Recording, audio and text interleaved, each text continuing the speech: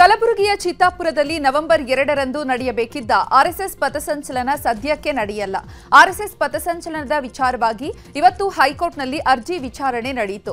ಭದ್ರತಾ ದೃಷ್ಟಿಯಿಂದ ಅವಕಾಶವನ್ನ ಕೊಟ್ಟಿಲ್ಲ ಅಂತ ಸರ್ಕಾರ ತಿಳಿಸಿದ್ದು, ನವೆಂಬರ್ 5ಕ್ಕೆ ಬೆಂಗಳೂರಿನಲ್ಲೇ ಶಾಂತಿ ಸಭೆ ನಡೆಸಲು ಹೈಕೋರ್ಟ್ ವಿಭಾಗೀಯ ಪೀಠ ಸೂಚನೆ ಕೊಟ್ಟಿದೆ.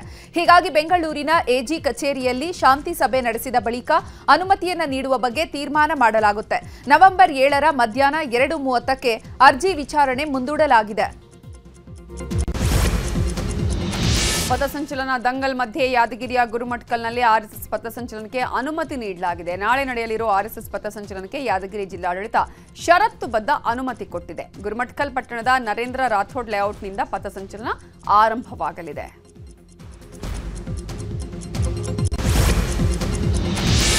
ಆರ್ಎಸ್ಎಸ್ ವಿಚಾರದಲ್ಲಿ ಸರ್ಕಾರಕ್ಕೆ ಮತ್ತೊಂದು ಹಿನ್ನಡೆಯಾಗಿದೆ. ಪಿಡಿಒ ಅಮಾನತು ಆದೇಶಕ್ಕೆ ಕೆಎಟಿ ತಡೆಯಾಜ್ಞೆ ನೀಡಿದೆ. ರಾಯಚೂರಿನ ಸಿರವಾರ ಗಣದಿನ್ನಿ ಪಿಡಿಒ ಪ್ರವೀಣ್ ಆರ್ಎಸ್ಎಸ್ ಪಥಸಂಚಲನದಲ್ಲಿ ಭಾಗಿಯಾಗಿದ್ರು. ಹೀಗಾಗಿ ಅವರನ್ನ ಸರ್ಕಾರ ಅಮಾನತು ಮಾಡಿತ್ತು. ಸದ್ಯ ಸರ್ಕಾರದ ಆದೇಶವನ್ನ ಕೆಎಟಿಯಲ್ಲಿ ಪ್ರವೀಣ್ ಪ್ರಶ್ನಿಸಿದ್ರು. ಸದ್ಯ ಸರ್ಕಾರ ಅಮಾನತು ಆದೇಶಕ್ಕೆ ಕೆಎಟಿ ತಡೆಯಾಜ್ಞೆಯನ್ನ ನೀಡಿದೆ. ಇನ್ನು ಪಿಡಿಒ ಪ್ರವೀಣ್ ಅಮಾನತು ಆದೇಶಕ್ಕೆ ಕೆಎಟಿ ತಡೆ ನೀಡಿದ್ದು, ಇದನ್ನ ಸಂಸದ ತೇಜಸ್ವಿ ಸೂರ್ಯ ಸ್ವಾಗತಿಸಿದ್ದಾರೆ. ಸರ್ಕಾರದ ವಿರುದ್ಧ ಬಿಜೆಪಿ ಸಂಸದ ತೇಜಸ್ವಿ ಸೂರ್ಯ ಕಿಡಿಕಾರಿದ್ದಾರೆ. ರಾಜ್ಯ ಸರ್ಕಾರಕ್ಕೆ ತೀವ್ರ ಮುಖಭಂಗವಾಗಿದೆ. ಈ ಸಂದರ್ಭದಲ್ಲಿ ಸಹಕಾರ ನೀಡಿರುವಂತಹ ಹಿರಿಯ ವಕೀಲರಾದ ಪ್ರಭುಲಿಂಗ ನಾವದಗಿ ಅವರಿಗೆ ಧನ್ಯವಾದಗಳು ಅಂತ ಪೋಸ್ಟ್ ಹಾಕಿದ್ದಾರೆ.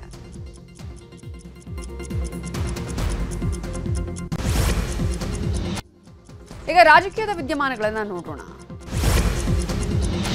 ಮಂಜಿನ ಹೊದಿಕೆಯೊಳಗೆ ಸುಂದರ ವಯನಾಡು ನಿಮ್ಮನ್ನ ಕಾಯ್ತಾ ಇದೆ. 2 ರಾತ್ರಿ 3 ದಿನ ಬೆಂಗಳೂರಿನಿಂದ ವಯನಾಡು ಹೀಗಂತ ಕರ್ನಾಟಕ ರಾಜ್ಯ ಪ್ರವಾಸೋದ್ಯಮ ಅಭಿವೃದ್ಧಿ ನಿಗಮ ಎಕ್ಸ್ನಲ್ಲಿ ಪೋಸ್ಟ್ ಅನ್ನ ಹಾಕಲಾಗಿದೆ.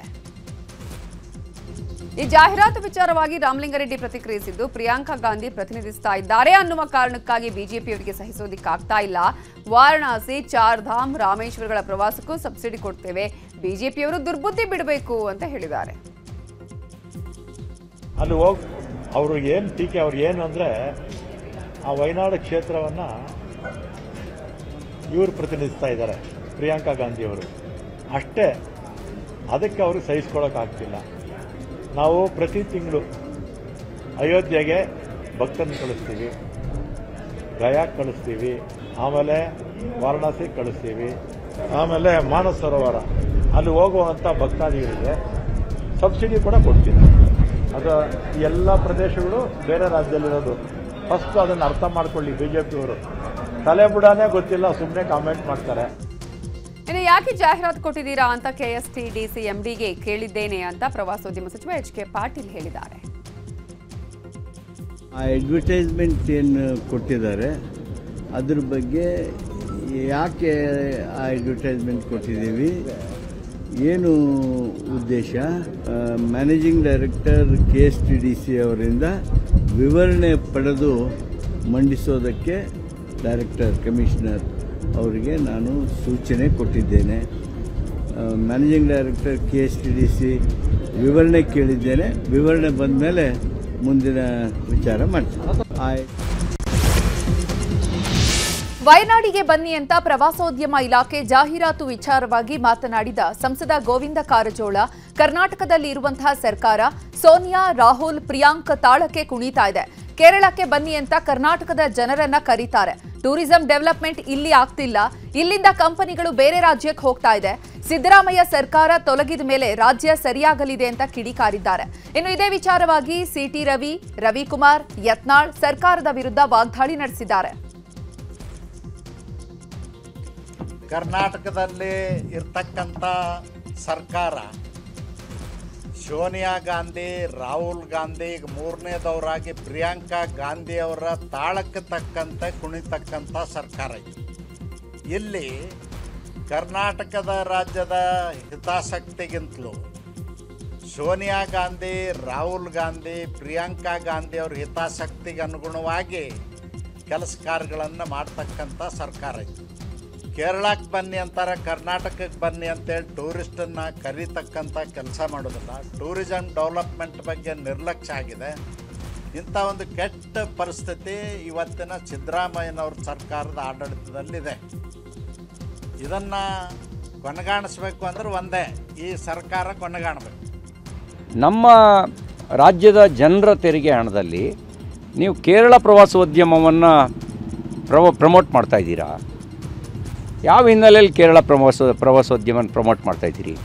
ನಾನು ಮುಖ್ಯಮಂತ್ರಿಗಳಿಗೆ ಕೇಳಕ್ಕೆ ಬಯಸ್ತೀನಿ, ಮುಖ್ಯಮಂತ್ರಿಗಳಿಗೆ ಗುಲಾಮಗಿರಿ ಅಂತ ನೀವು ಹೇಳ್ತೀರಲ್ಲ, ಯಾವುದು ಗುಲಾಮಗಿರಿ? ಇದು ಗುಲಾಮಗಿರಿ. ನಿಮ್ಮ ಸರ್ಕಾರ ನೀವು ಮಾಡ್ತಿರೋದು ಗುಲಾಮಗಿರಿ ಕೆಲಸ. ನಮ್ಮ ರಾಜ್ಯದಲ್ಲಿ ಪ್ರವಾಸೋದ್ಯಮ ತಾಣಗಳಿಲ್ವೇನೋ? ಅದಕ್ಕೆ ಜಾಹೀರಾತು ಕೊಡೋಕ್ಕೆ ಬರಲ್ವೇನೋ? ಕೊಡಿ ಅದಕ್ಕೆ ಜಾಹೀರಾತನ್ನ. ಇದನ್ನೇ ಯಾಕೆ ಮಾಡ್ತಾಯಿದ್ದೀರಿ ನೀವು? ಜನ ಏನಂತಾರೆ? ನಿಮ್ಮ ಗುಲಾಮಗಿರಿಯನ್ನು ತೋರಿಸೋದಕ್ಕೆ ಈ ಕೆಲಸ ಮಾಡಬೇಕಾ ನೀವು? ವಯನಾಡಿನ ಲೋಕಸಭಾ ಸದಸ್ಯರು ಮೊದಲು ರಾಹುಲ್ ಗಾಂಧಿದು, ಅಲ್ಲಿದ್ದ ಈಗ ಪ್ರಿಯಾಂಕಾ, ಅವನು ಖುಷಿ ಪಡಿಸೋದ್ರಾಗೇ ಇವರು ತಮ್ಮ ಜೀವನ ಹಾಳು ಮಾಡ್ಕೊಳಕತ್ತಾರೆ. ಇವತ್ತು ಅಲ್ಲಿ ಪ್ರವಾಸ ಏನು ಅವಶ್ಯ ಇದೆ? ಇಲ್ಲೇ ಸಾಕಷ್ಟು ಅದಕ್ಕಿಂತ ಒಳ್ಳೆಯ ಸುಂದರವಾದಂಥ ತಾಣಗಳು ಕರ್ನಾಟಕದಲ್ಲಿವೆ. ಆದರೆ ಇವತ್ತು ಕೇವಲ ಈ ಗಾಂಧಿ ಕುಟುಂಬನ ಖುಷಿ ಪಡಿಸಲಿಕ್ಕೆ ಮತ್ತು ವಾಡ್ರಾ ಕುಟುಂಬನ ಖುಷಿ ಪಡಿಸಲಿಕ್ಕೆ ಈ ರೀತಿ ಅತ್ಯಂತ ಕೀಳು ಮಟ್ಟದ ರಾಜಕಾರಣದಲ್ಲಿ ಇವತ್ತು ಈ ಕಾಂಗ್ರೆಸ್ ಸರ್ಕಾರ, ನಮ್ಮ ಸಿದ್ದರಾಮಯ್ಯನವ್ರು ಹೇಳ್ತಾರೆ, ಮುಸ್ಲಿಮರ ಶಾಲೆಗಳಿಗೆ ಬೇಕಾದಷ್ಟು ಹಣ ಕೊಡ್ತೀನಿ ನಾನು, ಇದ್ದ ಕನ್ನಡ ಶಾಲೆಗಳು ಹಾಳಾಗಿ ಹೋಗಿವೆ, ಶಿಕ್ಷಕರ ನೇಮಕಾತಿ ಇಲ್ಲ, ಅವ್ರು ಸರಿಯಾಗಿ ಸಂಬಳ ಬರ್ತಾ ಇಲ್ಲ, ಅದನ್ನು ಬಿಟ್ಟು ಉರ್ದು ಶಾಲೆಗೇ ಕೊಡ್ತೀನಿ ನಾನು ಅಂತ ಅತ್ಯಂತ ಕೀಳು ಮಟ್ಟದ ಒಂದು ಸಮುದಾಯವನ್ನು ಖುಷಿಪಡಿಸುವಂಥ ಕೆಟ್ಟ ಕೆಲಸದಲ್ಲಿ ಇವತ್ತು ಸಿದ್ದರಾಮಯ್ಯ. ನಾಯಕತ್ವ ಬದಲಾವಣೆ ಚರ್ಚೆ ನಡುವೆ ಇವತ್ತು ಸಿಎಂ ಸಿದ್ದರಾಮಯ್ಯ ನೇತೃತ್ವದಲ್ಲಿ ಸಚಿವ ಸಂಪುಟ ಸಭೆ ನಡೆಯಿತು. ಸಭೆ ವೇಳೆ ಸಚಿವ ಮಹದೇವಪ್ಪ ಹಾಗೂ ಕೆಜೆ ಜಾರ್ಜ್ ಮಧ್ಯೆ ಟಾಕ್ ವಾರ್ ನಡೆದಿದೆ. ಗಂಗಾ ಕಲ್ಯಾಣ ಯೋಜನೆಗೆ ಸಂಬಂಧಪಟ್ಟ ವಿಚಾರಕ್ಕೆ ಸಚಿವರ ಮಧ್ಯೆ ಜಟಾಪಟಿ ನಡೆದಿದೆ. ಸಚಿವರ ಜಟಾಪಟಿ ವಿಚಾರವಾಗಿ ಮಾತಾಡಿರೋ ಸಚಿವ ಎಚ್.ಕೆ. ಪಾಟೀಲ್, ಸೌಹಾರ್ದಯುತವಾಗಿ ಮಾತುಕತೆ ಆಗಿದೆ, ನೀವು ಕೇಳಿದ ರೀತಿಯಲ್ಲಿ ಯಾವುದೇ ಮಾತುಕತೆ ಆಗಿಲ್ಲ. ಎಸ್ಸಿಪಿ ಟಿಎಸ್ಪಿ ಯೋಜನೆ ಇರೋದೇ ಆ ಸಮುದಾಯದ ಅಭಿವೃದ್ಧಿಗೆ, ಅದರ ವಿನಿಯೋಗಕ್ಕೆ ಹಣ ಬಳಕೆ ಆಗುತ್ತೆ, ಸರ್ಕಾರವೂ ಅದನ್ನೇ ಮಾಡಿದೆ ಅನ್ನುವ ಆರೋಪ ಮೂಲಕ ಆ ಆರೋಪವನ್ನು ತಳ್ಳಿಹಾಕಿದ್ದಾರೆ. ಸ್ಪೀಕರ್ ಖಾದರ್ ವಿರುದ್ಧ ಬಿಜೆಪಿಯಿಂದ ಭ್ರಷ್ಟಾಚಾರ ಆರೋಪ ಮುಂದುವರೆದಿದೆ. ಬಿಜೆಪಿ ಶಾಸಕ ಸಿಮೆಂಟ್ ಮಂಜುನಾಥ್ ಮತ್ತು ಚಂದ್ರು ಲಮಾಣಿ ಖಾದರ್ ವಿರುದ್ಧ ಭ್ರಷ್ಟಾಚಾರ ಆರೋಪ ಮಾಡಿದ್ದಾರೆ. ಶಾಸಕರ ಭವನದಲ್ಲಿರುವಂತಹ ಕೊಠಡಿಗೆ ಹಾಕಿರುವ ಡೋರ್ ಲಾಕರ್ನಲ್ಲಿ ಅವ್ಯವಹಾರ ನಡೆದಿದೆ.